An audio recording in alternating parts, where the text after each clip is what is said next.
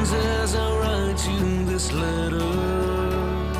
Days past and days yet to come, and the message of freedom. The message of freedom.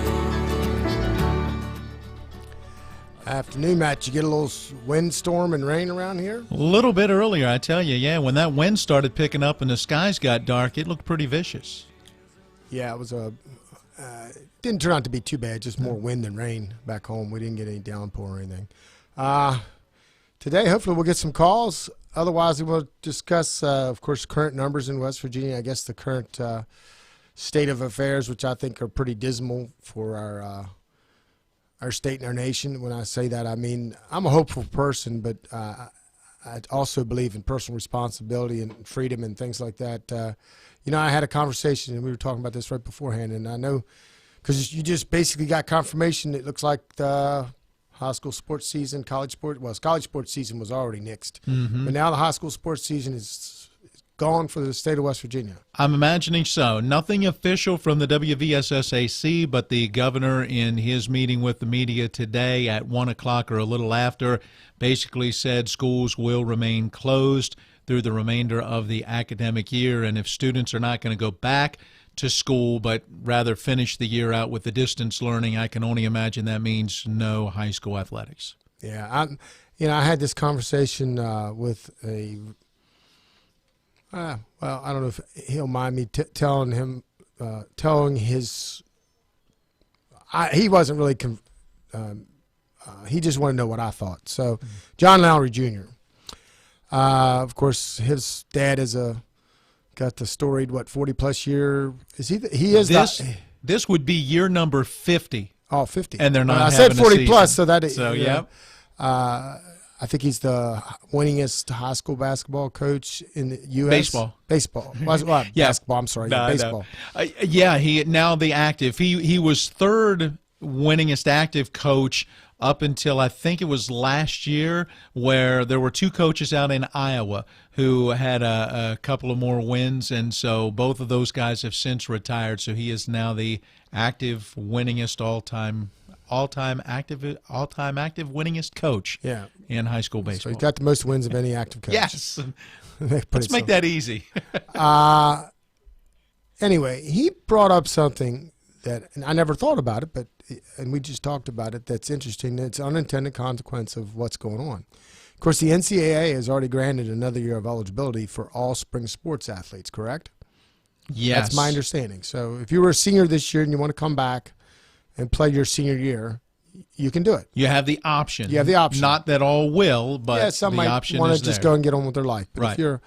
But the unintended consequence of that is if 90% of them come back, whatever the percentage is, everyone that comes back, that's one less scholarship that can be given to a graduating high school senior, which means only the cream of the crop of high school graduating seniors that maybe were already being highly recruited as juniors are probably going to be the only ones getting scholarships, the way I look at it. And he kind of agreed the same thing, that it's going to cause a problem.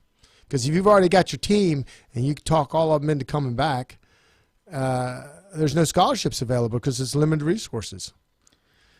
Yeah, I'm imagining it's going to put the handcuffs on some of these college programs as to how much money they will have or how they can spend that money between seniors that might say, hey, I'm coming back, and incoming freshmen that were going to fill those spots. Well, and with all the new information coming out with this virus and everything, as far as the spread is a lot more than what we thought, because most 80, and even Dr. What's the judge's doctor? Judge's husband that's a doctor from Berkeley Springs. Yeah, I know who you mean. We were talking the other day. Yeah, we just mentioned his name the other day. But anyway, he even said 80% of the people are not, and we've had multiple doctors have said 80%, 70%, whatever it is. Fauci's even said that it's multiple, whatever's testing positive, have already had the virus, had no problem with it. And so our infection rate's a lot higher, which means our mortality rate is a lot lower. Mm-hmm. And more importantly, those very young people are not susceptible to having problems unless they're from a vulnerable population, like a child that had childhood cancer and been treated and their immune system's kind of beat up right now. I see no reason, and this is what I said. And now I would do it to give counties the ability to maybe stay out on their own, but I think from a statewide position, there's no reason that we should be not in school right now.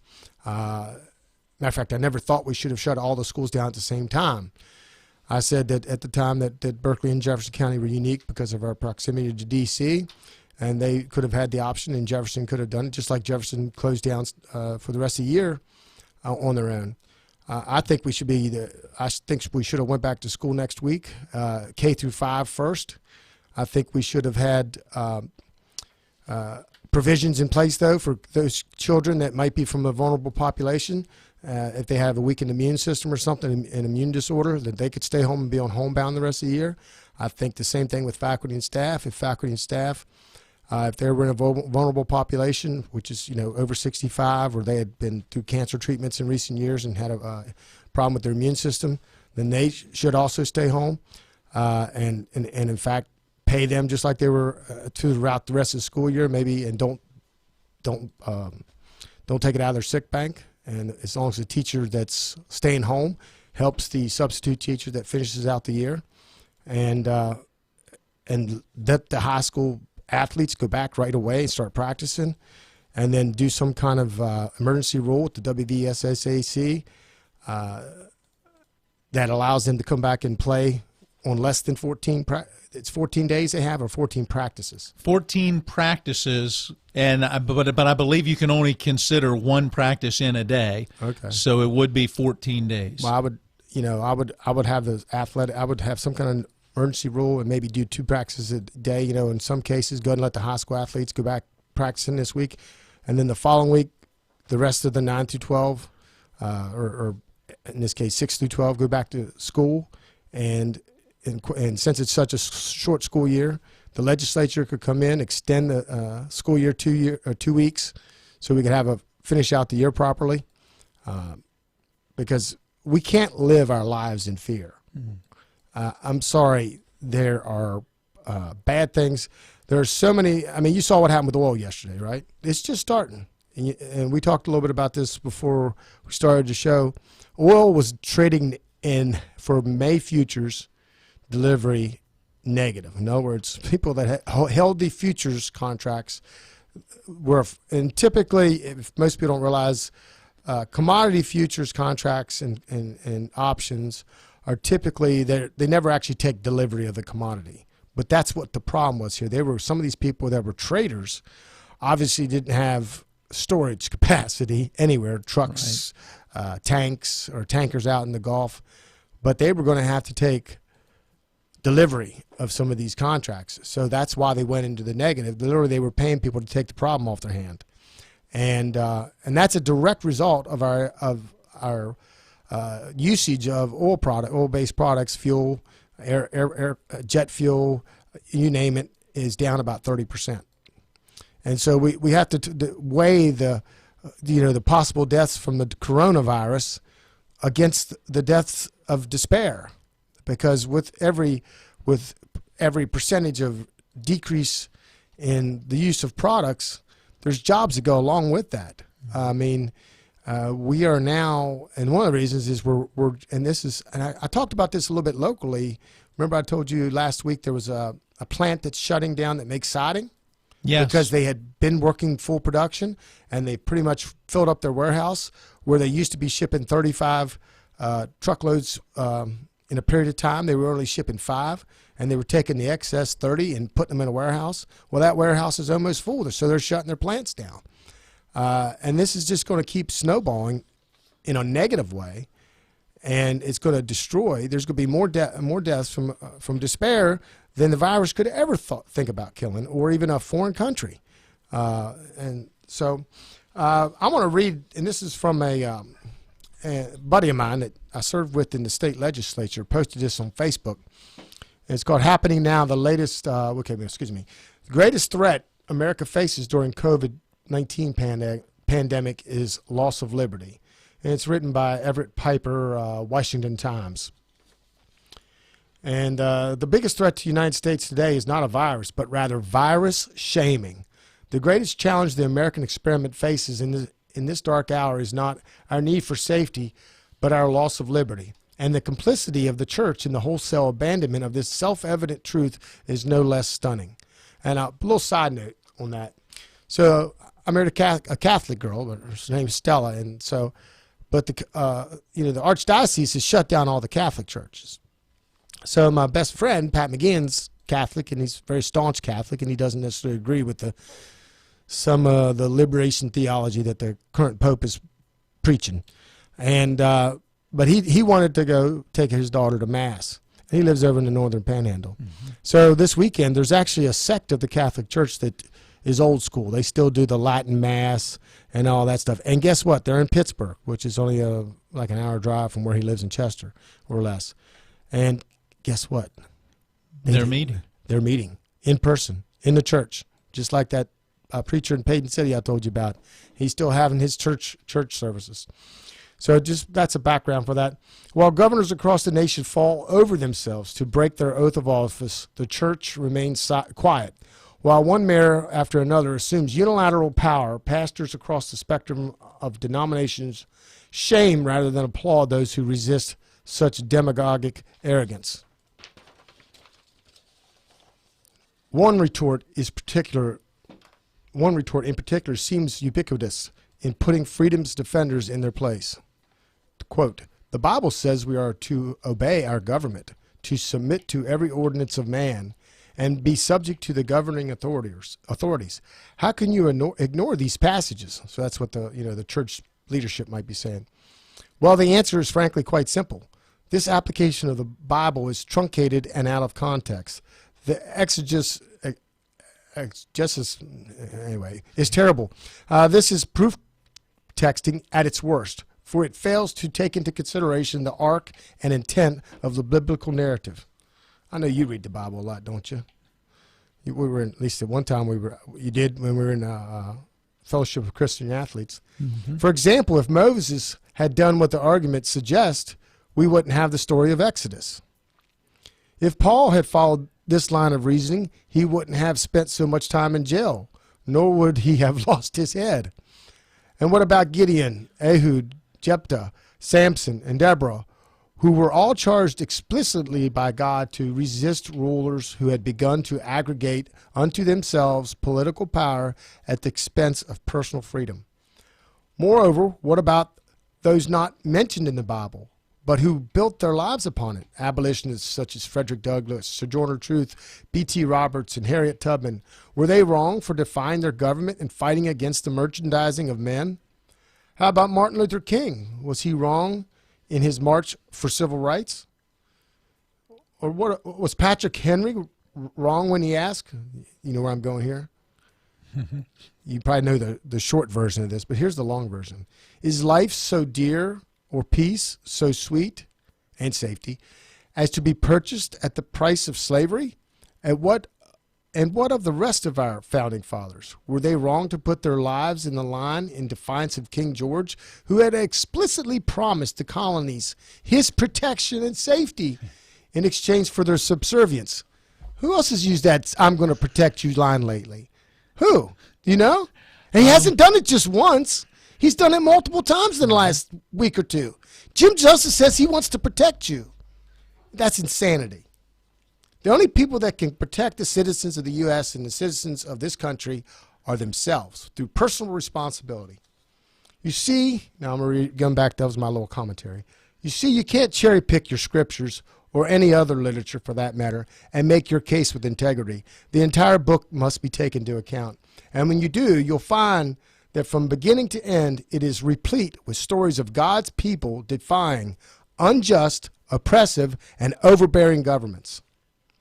If anything is clear in the history of civilization as well as that of the church, it is this: when you sacrifice human freedom for the sake of human safety, you almost always diminish the human being. Citizens of the former Soviet Union, for example, may have been, quote, safe, but this was not the stuff of personal dignity and worth. As the old axiom goes, a ship in the harbor is safe, but that's not what ships are for now, is it? they're to be sold, right? Mm-hmm. And so it is with human beings. Safety at the expense of freedom always degrades rather than elevates what it means to be made in the image of God. Michael Ramsden from the Oxford Center for Christian Apologetics recently argued that the greatest threat to human beings in the 21st century could in fact be a misguided concept of human safety. He uses this analogy. Suppose in our mastery of artificial intelligence that in the near future we create robots and programs and program them, to oversee the safest possible world for human beings, a world that by definition is free from all potential harm. Then suppose these robots conclude that in order to do their job, all human beings must be rounded up and confined 24/7 in dark cells, totally removed from any and all danger, disease, and disaster. Now suppose these robots quickly learn that the best way to keep us alive and well for decades on end is to feed and medicate us intravenously in our sterile and disease-free cells. What kind of world would this be? Is this a nation in which we want to live? Is this our ideal? Such an existence would be safe, but would it be good? At the end of the day, we must decide if liberty is an assumed predicate to the definition of what it means to be human. If, to the contrary, we determine that safety is our only non-negotiable, then we need to amend our Declaration of Independence as well as our Bibles quickly. The Constitution doesn't stop because somebody feels unsafe. There's absolutely nothing in today's environment, if we went back to opening everything up, that wouldn't prevent an individual that is concerned for their safety because of the virus from staying at home. Is there? There's not. But yet we have, and this is I'm going to be blunt. This whole thing has been political. The reaction to it, that is. The virus is real. The virus can kill you if you have a compromised immune system or if you are in a vulnerable population.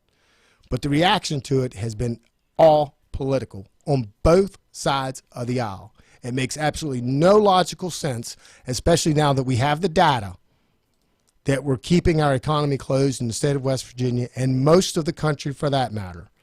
And on that note, I've went way past quarter past, and so we'll take a little break, and if anybody has a question, please put it in there. And when we come back, we'll go over the recent numbers, current numbers in West Virginia, and talk about some other things.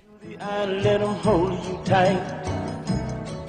You can smile, every smile for the man who held your hand neath the pale moonlight.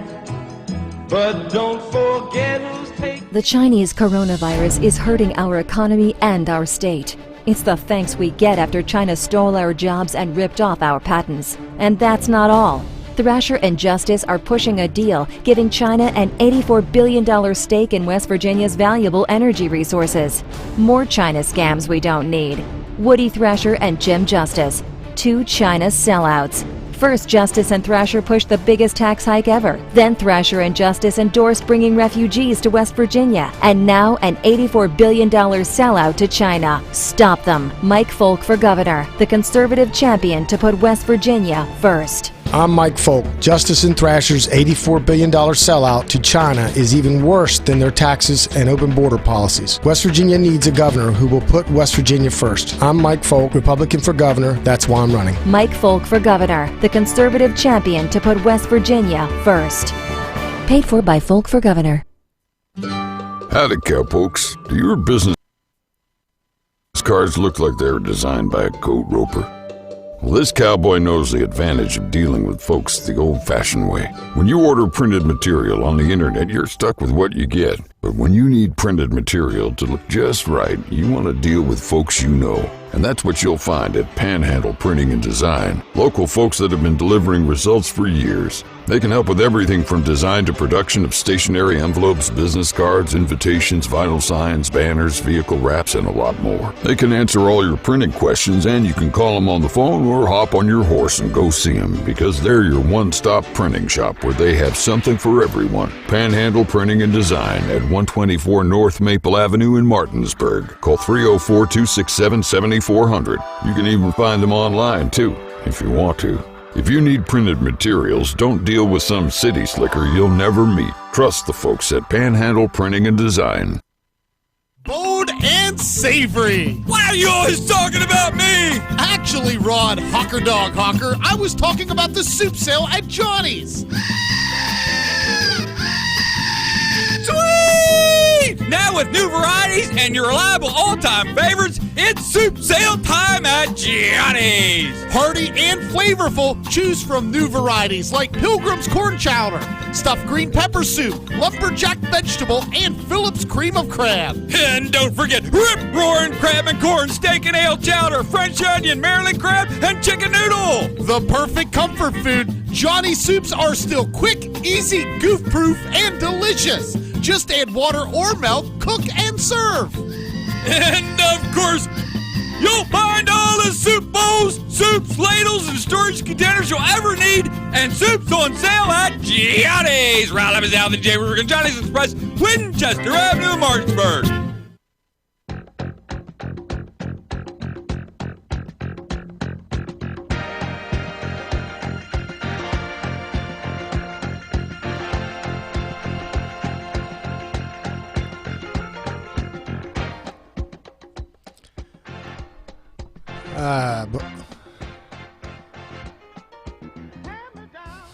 Little rubber band man. Yeah, I see that. I don't know. You're trying to say I'm a rubber band man. Here's a good book that, with the current environment, political environment, really from both sides of the aisle, you should probably.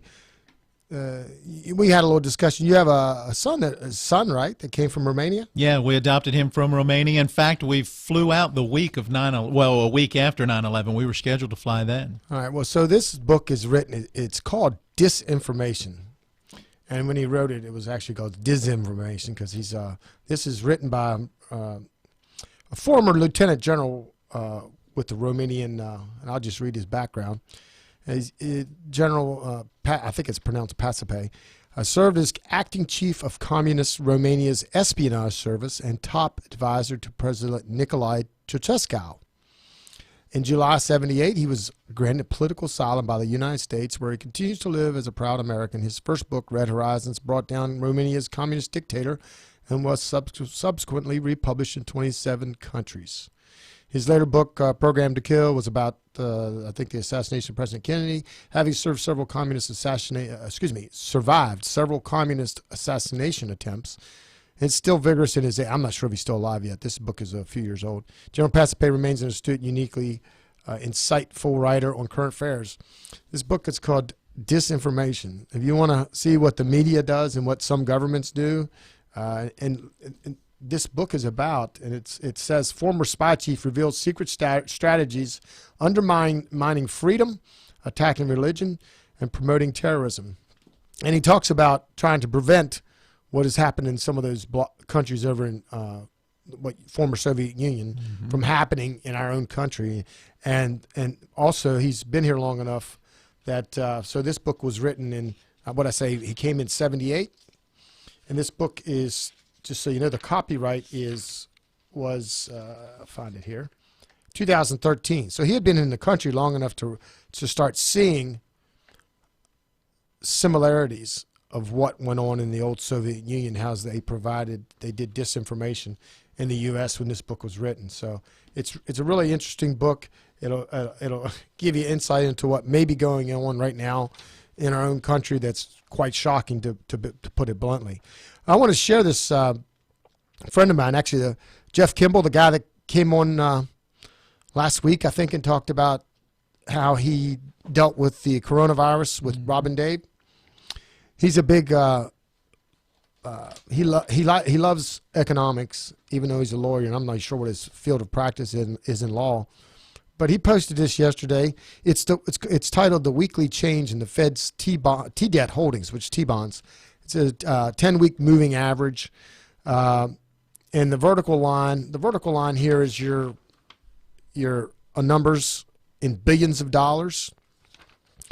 Your horizontal line is the dates, and what you'll see is there's a QE1, QE2, QE3, And those were when they were printing money off the printing presses nice and hot back in May of 2009. It was the biggest one. That was QE1.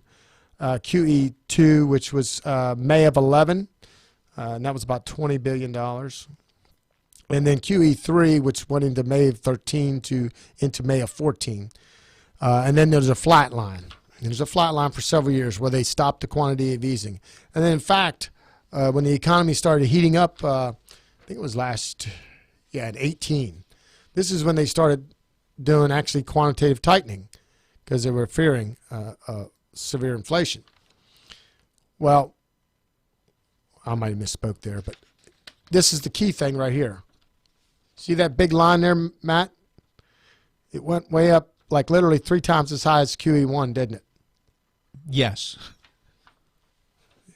Folks, that's part of that $2.2 trillion. That's part of the $6+ trillion of new federal spending programs and things of the Fed doing things with banks and stuff outside of congressional approval, just doing it through Fed policy. That's a recipe for disaster. This kind of printing of dollars is the same thing. It's very similar. It's done in a different way, but very similar to what brought down one of the greatest empires in the world history. You know what that one is, Matt? What's the biggest one you can think of in Europe ever? You ever heard of Hadrian's Wall? Okay. You ever heard of Hadrian's Wall? Nope, not that I can It's a stone wall that goes like east to west, part of the way up Great Britain. That was where the end of the Roman Empire was. Okay. Where it was called Hadrian's Wall. I've actually driven by it in my spending time in England, flying to London and Manchester and things like that. And of course, being in Italy, it's amazing what they did. The Roman Empire actually did similar to what we're doing now. Everybody in the country, in the city of Rome, got free stuff, free bread, free grain. Back then it was more common, it was more simple things, and you went home and made your own flour or whatever. And then the other thing, but to be able to afford that, they had to keep conquering. In their case, they were conquering, and then they were bringing back the gold and all the pillaging that they did. But then what they did back then, the currency was what? Silver and gold. What do you think they started doing with that silver and gold? Stockpiling it somewhere and using something else? They started diluting it, making the coins less and less. There was less and less silver, less and less gold. They were diluting it with other metals that weren't near as valuable. And the only thing that, you know what backs your currency, right? Right now? Nothing. Yeah, that's right. Nothing. When was the last time it was backed by anything? 50s? No. No? More recent than that. More recent, okay. I think it's 72 or 74. Okay. We went off the gold standard completely. All right. And I've read some historical facts that those countries that go onto a fiat currency, which is what we have, a fiat currency, it's only backed by the full faith of the governments. As long as people have faith in the government, I guess it'll be okay. Or more importantly, as long as other countries and other citizens around the world have faith in the dollar, will it be okay? Because it's considered the world currency. It's the world's reserve currency. Most things have to be denominated in dollars. For instance, oil, for the most part, in most places are denominated in dollars. A lot of things have to be traded in dollars. The day that quits happening, guess what happens to all the dollars around the world? They become worthless, well, or at least not worth as much. Where are they going to come? When other countries don't like our dollar, they're going to flood back into the U.S. What happens when all those dollars flood back to the U.S.? The value of that dollar goes down. Yep. And you ever seen the pictures of what happened in the Weimar Republic? So wheelbarrow loads of loads of currency to buy loaves of bread. We're in really precarious times, and I find it very interesting. That politicians who voted for a bill that ultimately has given dead people money, and they say, well, that's just it's an inconvenience for a piece of legislation. well, if you read the bill, you probably would have realized what it did, and it was some bad things. It gave, I think, tens of millions of dollars to places like the Kennedy Center. You know, Thomas Massey made a good point in several tweets. He said, you know, if it's really about this, let's just pass a bill to do one thing simple. You know, one thing at a time. And in the state legislature, we call that, it's actually a constitutional provision that's been, I hope I can say this on the air, bastardized. I don't know if that's a proper or legal term by the, well, we're not on the radio, so we're good, right? Cable's different, right? I believe so. You're okay. But the single object clause in legislation has been abused by both parties historically at the state legislative level too, but it's just out of hand at the federal level. And these spending bills are the perfect example of it. And we talked about, I think, did we actually talk about this off air, or did we talk about this on air, about one of the reasons they ran out of the PPP, or the reason they ran out of PPP money, right, was because some of the big people on Wall Street had, you know, they got CPAs on staff, they got attorneys on staff. They immediately went out, and some of them, there's examples of them setting up LLCs, throwing their boats, their yachts, their fancy airplanes in these things, and then throwing a couple of employees in there, and then applying for that PPP money. Anyway, I think it's time for another break. It's a shorter one this time. And before I did have one question that somebody asked if I would be for an Article 5 convention for term limits, and the simple answer is yes. I've come to the conclusion, you know, I want to interrupt you only to ask, what do you mean by Article 5? Well, it's an Article 5 in the Constitution that allows you to go and amend it to, basically, in this case, would be for the sole purpose of term limiting the members of Congress. And you know, probably in 12 when I ran, I would have said no, that's what elections are for. But if you haven't figured out that the swamp is real by now, that literally I only have probably any kind of respect in the U.S. Senate for probably 90 or maybe somewhere between 5 and 10 of the members have any kind of principles in my mind. I mean, chief among them that just come to mind, Mike Lee, Rand Paul, Ted Cruz, most of the time, and that's about it. I mean, and a few others in the House. It's, you know, Thomas Massey, you know, Ron Paul when he was in there was just like, you know, but you know, I've said this off air, but I had an incredible call Sunday at about 1:00. I got the call from Dr. Paul, which she's been one of the biggest champions of liberty to ever serve, at least in the last 50 years in the House of Representatives. And, you know, he called me about 1:00. I was driving down Route 2 after getting my rental car. I had to pull it. I said, I was like, I'm driving. And he goes, well, I can call you back. And I go, no. I've been waiting for this call for too long. So I said, I got to pull over. Give me just a second. And I pulled over. Took the call, had a 25-minute incredible conversation with the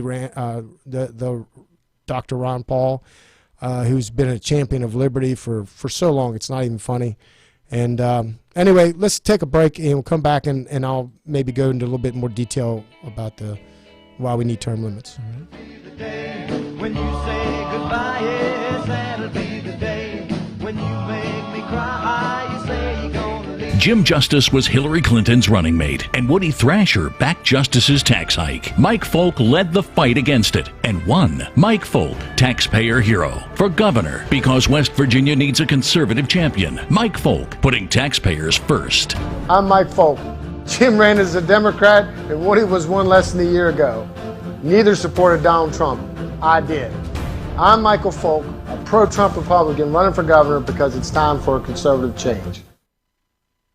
With 4 new car dealerships and 4 used car dealerships in 3 states, Parsons is the largest used car and fastest growing new car dealer in the tri-state area. Take Parsons Ford with huge savings on hundreds of new Fords, financing from 0%, Parsons' goal of financing for all, and Parsons' famous above-market trade-in allowances that help make Parsons #1 for used cars too. See why so many won't buy anywhere but Parsons Ford in Martinsburg. We became #1 by making you #1 first. Parsons.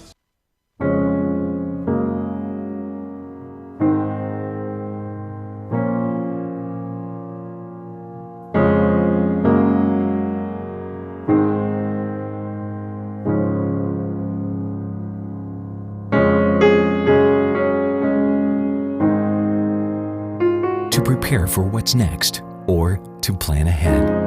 We're here. Brown Funeral Home, a legacy of service since 1880.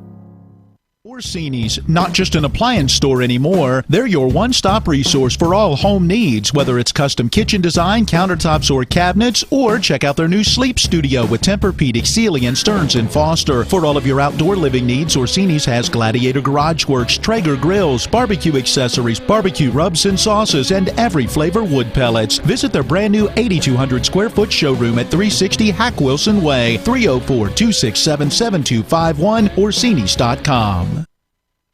West Virginia has enough problems without subsidizing refugees from terrorist nations and gang-infested countries. But that's what Governor Jim Justice endorsed. And Woody Thrasher supports Justice's plan. Makes sense. Both supported Hillary Clinton for president. Only one governor candidate says no to open borders and bringing refugees to West Virginia. Mike Folk. Mike Folk for governor. Defending our conservative values. Taking care of our own. Mike Folk for governor. Fighting for us.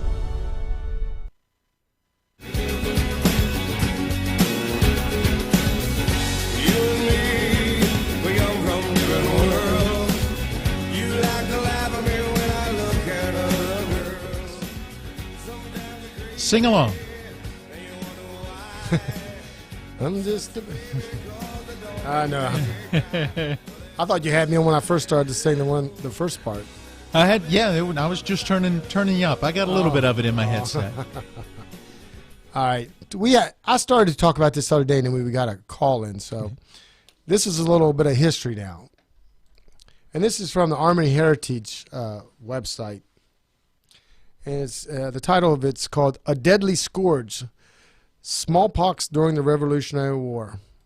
And first of all, do you know what the mortality rate of smallpox was?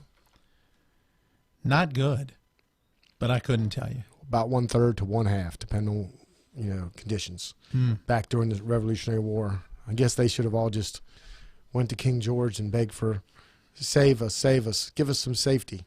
So I'm gonna read this article to you instead of just because it has a lot of history in it, and it kind of gives you a reason why Canada is Canada and not part of the United States. During the Revolutionary War, one of the greatest threats to the Army came not from enemy bullets but from disease. Perhaps the most dreaded disease was smallpox, caused by a virus that kills 1 out of every 3 infected people. Because smallpox was common in England, most British soldiers had already been exposed and were immune. But the disease was less common in America, and the average continental soldier was not. As early as 1775, General George Washington knew smallpox was a serious problem for his army. Throughout the fall and into the winter of 1775, an outbreak raged in the city of Boston. Rumors abounded that the British were deliberately spreading the disease.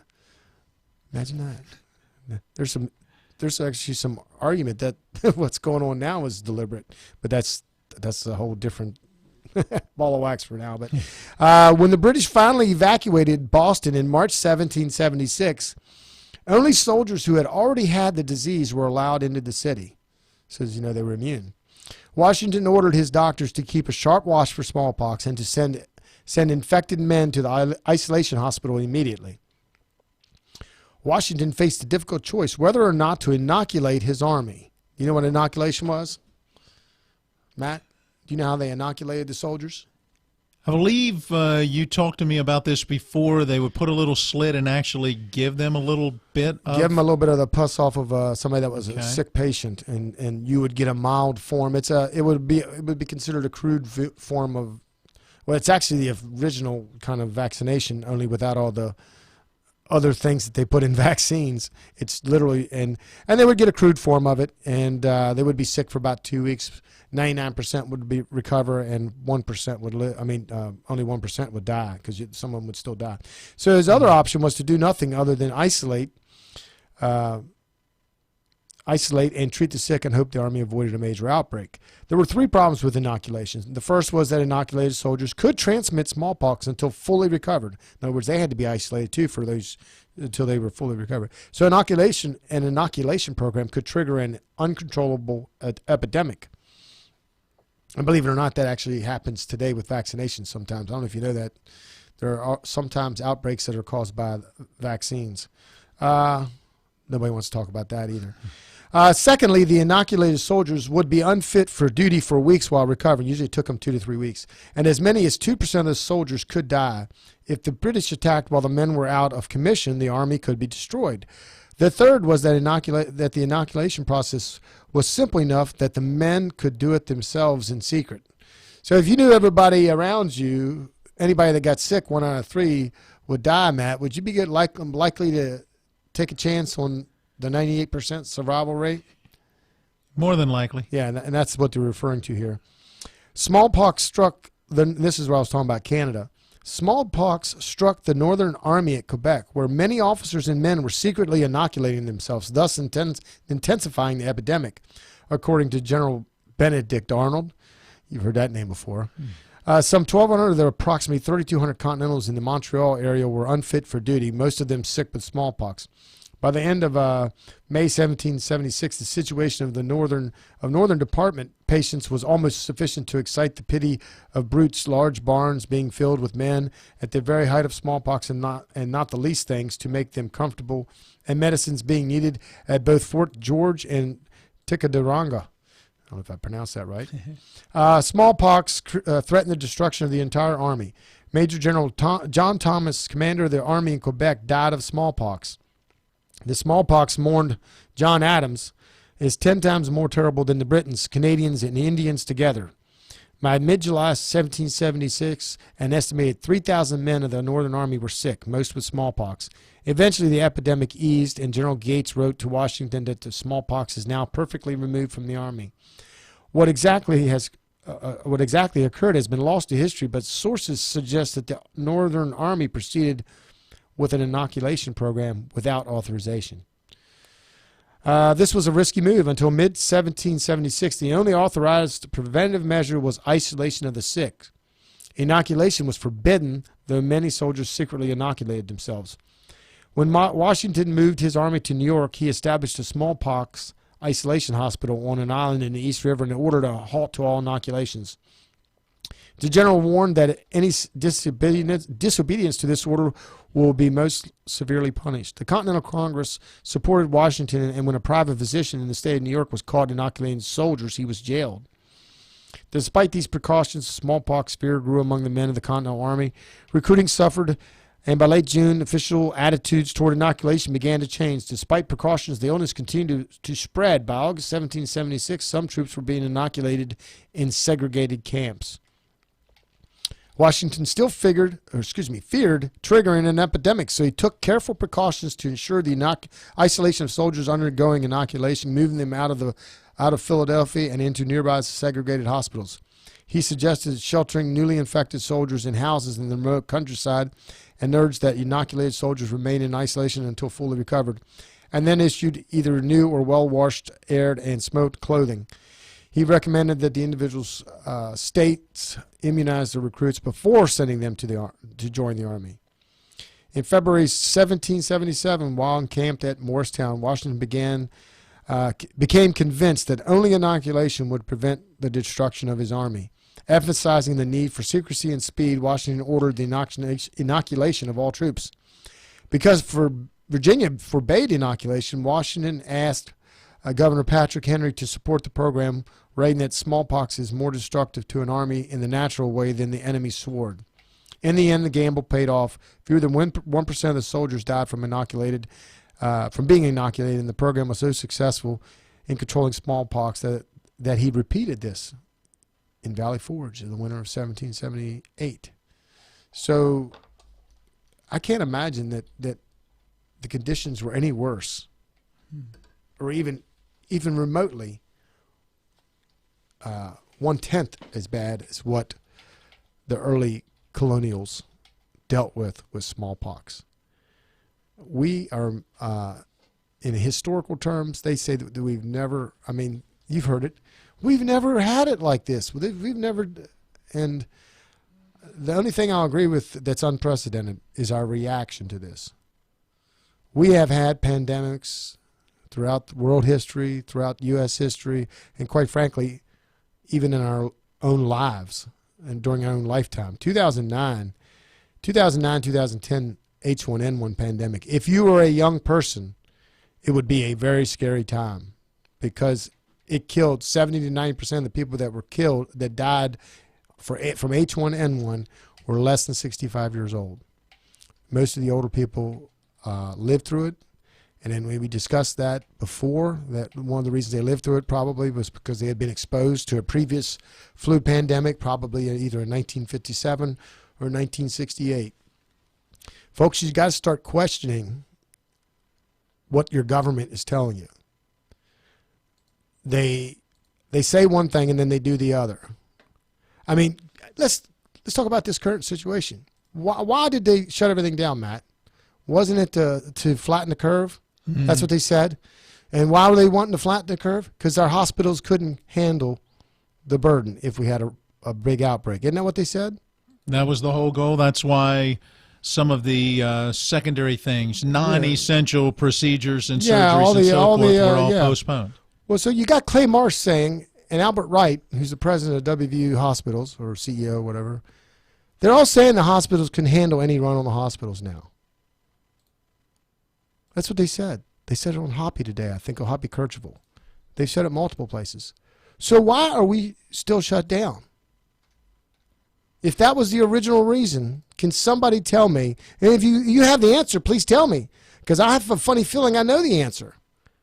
Because if we went back to our lives and took personal responsibility, the businesses out there opened up and took their own personal responsibility and and training their employees to take precautions, clean their surfaces.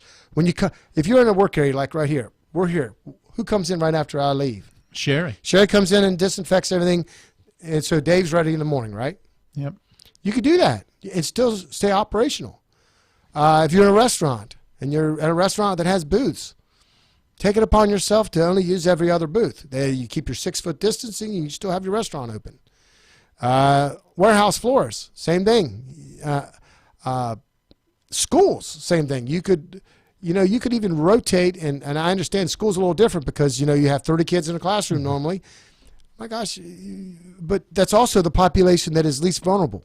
I might be wrong, but I don't know of any, maybe somebody out there correct me, but I haven't heard of any very, very young people being hospitalized. I do know a lot of families that have, like for instance, Jeff, his whole family tested positive. After he was put in the hospital, they tested him. And all of them, my understanding, they're not having a problem with it. Many of them are asymptomatic. I haven't heard that any of them have symptoms. So we are living in unprecedented times, but it's not because of a virus. It's because of our reaction to the virus. And I find a big problem with that. And I hope anybody that loves liberty and needs to start questioning, as the old Reagan said, and I'm kind of paraphrasing, I'm from the government, I'm here to help you. I have a real problem with that. And that and putting all your eggs in kind of one basket. Well, they actually put them in two. The thing that I've heard from multiple people, both local health officials and state health officials and even national health officials and even elected officials. And Justice said it yesterday. Was it yesterday he was on Cavuto? Yes. Yeah, so he was on Cavuto and said, well, we got to have a treatment or we got to have a vaccine. Well, I've seen treatments at work. We've talked about it. Mm-hmm. Y'all have had 2 people on the Rob and Dave show that have used the hydroxychloroquine Z-Pak regimen, and they got over it pretty quick. So there is a treatment already. Now they'll say, well, it's not FDA approved. Well, last time I checked, before the FDA was around, people used treatments. Hydroxychloroquine's been around for like 70-some years. The adverse side effects or the concerns that they may have, like one of the things I've heard is that if you have heart condition, you might have to watch it. It might cause arrhythmia or something like that. I don't know all the side effects, but it's a long-standing drug that's been used for decades and decades and decades. Now, it's an off-label use. Off-label uses are done all the time with drugs, FDA-approved drugs. I think that's a ludicrous statement. Now, on the vaccines, on the other hand, and we talked about this.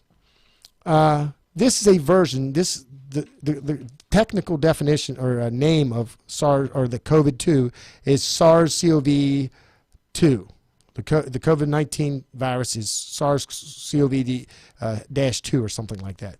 That is a different version of the SARS virus that had a pandemic several years ago. You're aware of that, right? Mm-hmm. They have tried and tried and tried to get a vaccine for the first SARS pandemic virus. They have been unsuccessful. Whatever vaccines they came up with were more dangerous than the SARS itself. So to think that you're guaranteed to get a vaccine because you say you can get that you're going to get a vaccine is hogwash. First of all, the average vaccine takes a year to 2 years, sometimes longer, to develop. So, especially for something new. So, thinking that that's assured is putting all your eggs in one basket for opening up your country, for instance, is a flawed logic. It makes no sense. And 80% of the people, even I think it was Dr. Reedy or the other doctor that said, that local doctor that said 80% of the people are asymptomatic. So we know if the numbers are anything like what they are out west, for instance, with that sample, there's 100 and some people in Berkeley County that have it. That means you can multiply that by 50 at least. That means there's probably 5,000 people out there working with it on the low end. If the numbers out that Stanford study are even remotely true, you could have as few as 5,000 people in Berkeley County already walking around with it or had it, or as many as 8,000, because that was 8,500 that was a higher number, somewhere around 9,000. So we'll take a quick break, and maybe we'll get a question before we come back. Otherwise, we'll do some more talking.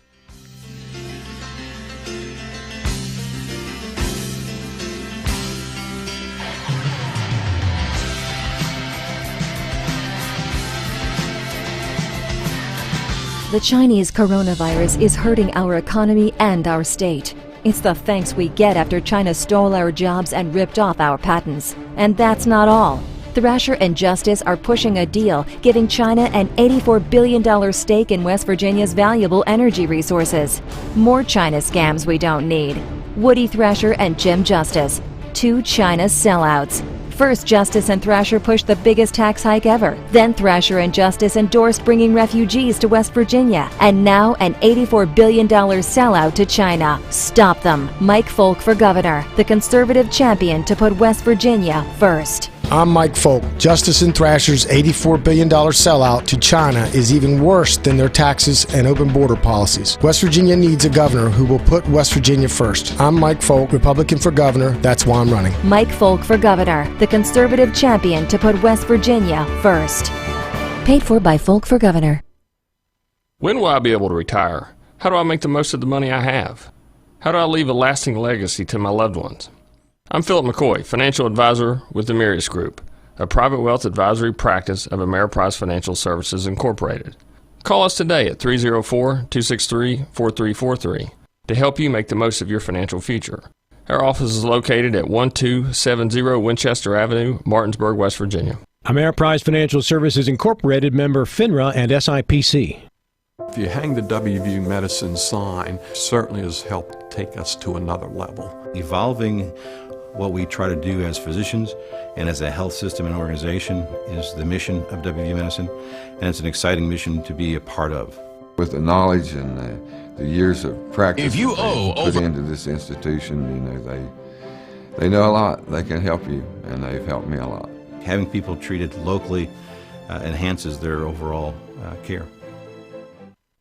In whatever you do, it's good to go the extra mile. But when we go to Antwerp, Belgium to buy a diamond for you, we go the extra 7,982 miles, the distance from here to Antwerp. And when you see your new diamond, the sparkle in your eyes will tell us it was worth it to go the distance.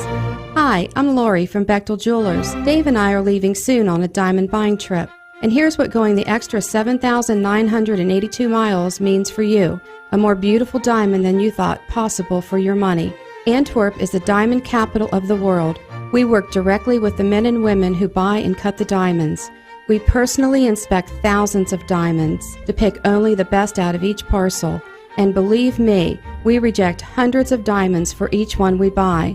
Would you like to own a diamond that will blow by other diamonds in a flash? We're ready to go the extra 7,982 miles for you. See us at Bechtel Jewelers, Route 11 south of 51 in Inwood.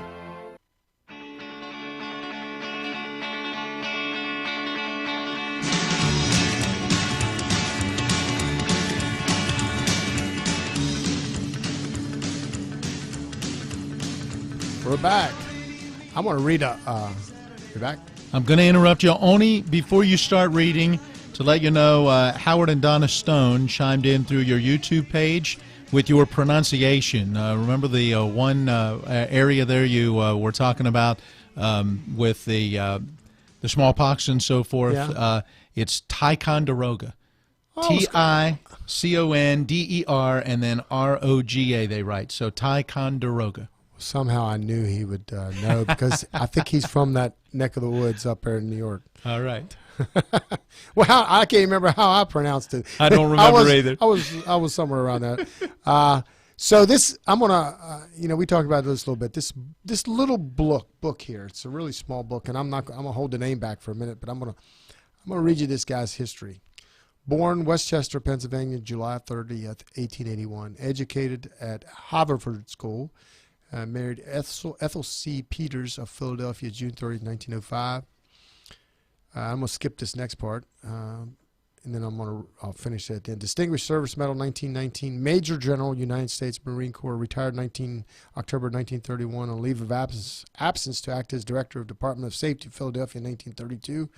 He did a bunch of lecturing in the 1930s. He ran for Republican candidate for Senate in, I think, Pennsylvania in 1932, and he died in the Naval Hospital in Philadelphia June 21st, 1940. This guy's name is Major General Smedley Butler. And from his lectures, he wrote this little book, and I think he's eminently qualified, considering he's one of the few people, and this is the one part I skipped, he's one of the few people who was awarded or given 2 Congressional Medals of Honor, one for the capture of Veracruz in Mexico in 1914, and the second is capture of Fort Riviera in Haiti in 1917. And he wrote a book called War is a Racket. And there's a lot of things that the government controls sometimes that become a big racket. But I want to read just the first couple sentences because it's really interesting. War is a racket. It always has been. It is possibly the oldest, easily the most profitable, surely the most vicious. It is the only one international in scope. It is the only one in which the profits are reckoned in dollars and the losses in lives. A racket is best described, I believe, as something that is not what it seems to the majority of the people. Only a small inside group knows what it is about. This book is very profound. It's very short. If you want something interesting to read, it's War is a Racket. And he said, you say we got 2 minutes left. 2. Well, we're going to probably in the next couple of days, maybe go into some further details. I got an anonymous, sort of an anonymous letter in my box yesterday. It had my address for the campaign, and then in the return address, it had a sticker with my address for the campaign.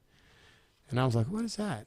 Anyway, it was an anonymous letter with some pictures in it that I don't think somebody wants to get out there on somebody's self-dealing. You know this thing that sellouts to China, this ad that I do? I mean, I already had some convincing evidence, but it's pretty clear what's going on. You got a question for somebody? No, just a minute left. left. Just tell me 1 minute. I thought you were looking at the thing like you got a question now. Folks, take it upon yourselves to be personally responsible for your actions, to take care of your family, your neighbors. Don't ask for the government to do it. A lot of the stuff that they keep telling you, they keep changing their tune. The reality is it's a real thing, but the response is over. It's about taking your liberties and your freedom. It's not about saving lives. I think we're past that point. Thank you. Days passing, days yet to come, and the message of freedom. The message of freedom.